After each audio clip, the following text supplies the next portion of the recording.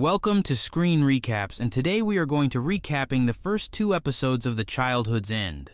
In the miniseries, we are introduced to Milo Roderick, a former astrophysicist who records a message from a post-apocalyptic city, claiming to be the last person on Earth. The story then takes us back to 2016, where the world is plagued by wars, epidemics, and poverty.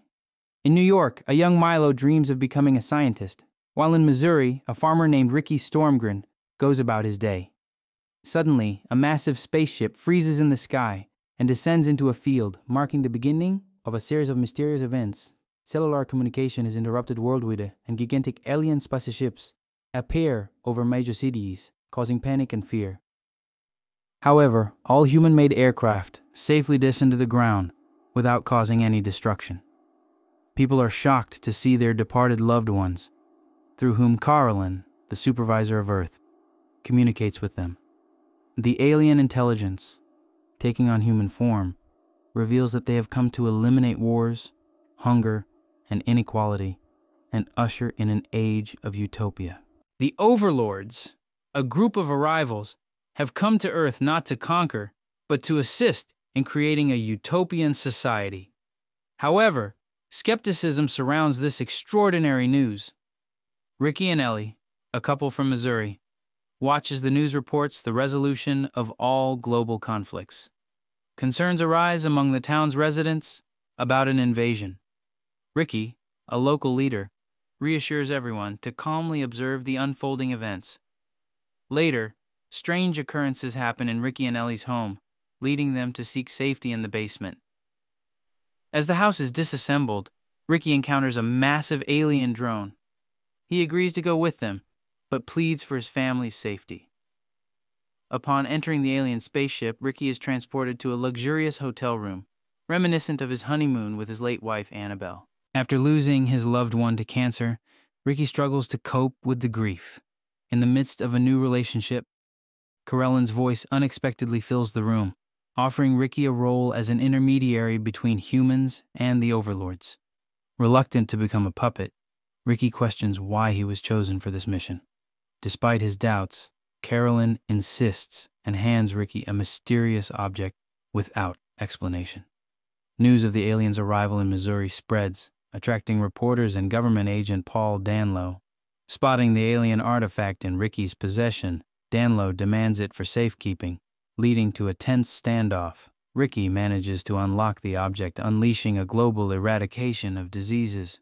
Ricky's journey takes him to the White House, where he shares his negotiations with Carolyn and the benefits of cooperation.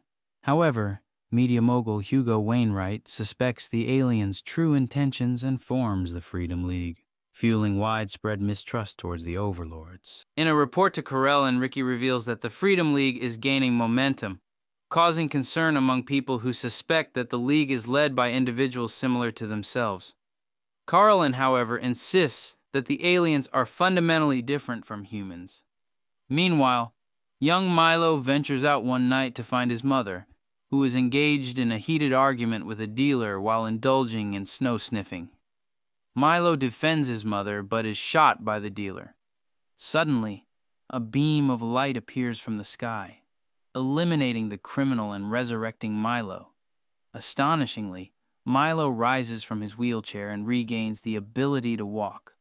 Later on a TV show, Wainwright discusses the aliens' punishment, but conveniently ignores Milo's miraculous healing. The host suggests reaching out to another victim of the aliens, Peretta Jones, a religious girl whose mother lost faith due to the overlord's actions.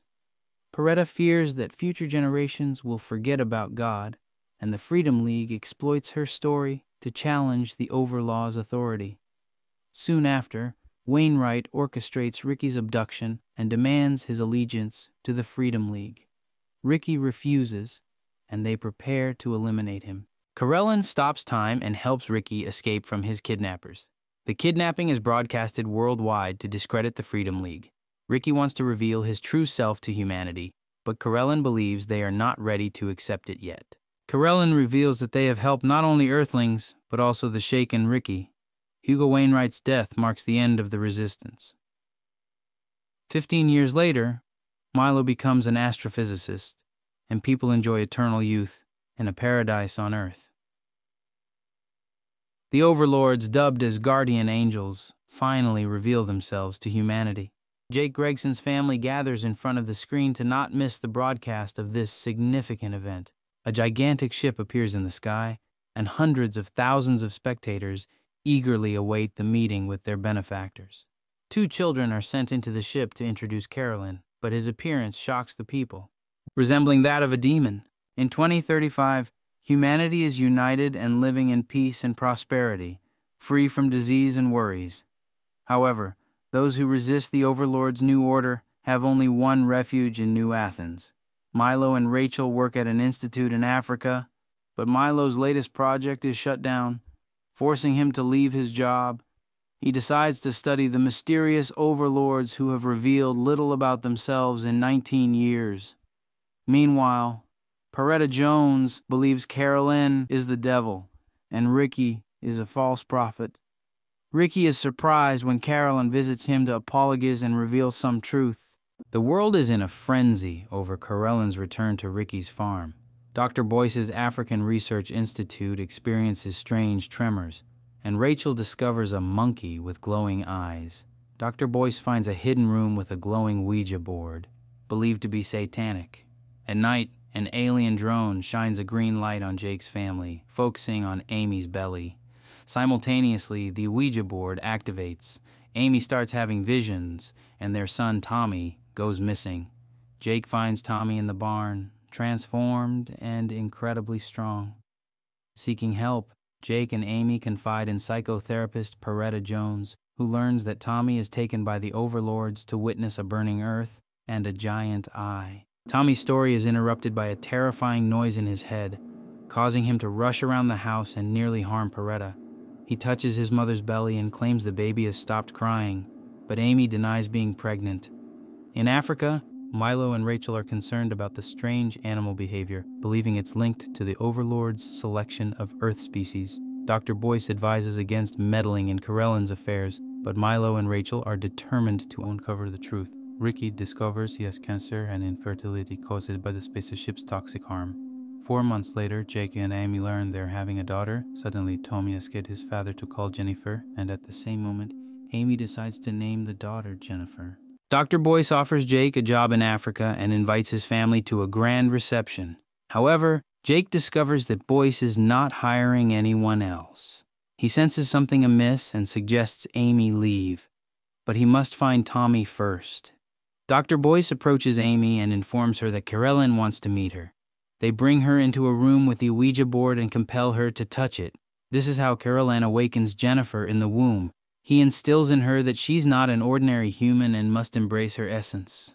Carolyn arrives at Ricky's place again and hands him a device that can heal him. However, Peretta bursts into the barn and accuses Carolyn of lying. Carolyn confesses that Ricky's infertility is his doing. Peretta's anger towards Carolyn reaches its peak, leading her to grab a rifle and shoot at him. However, Ricky intervenes, using his mysterious device to heal Carolyn.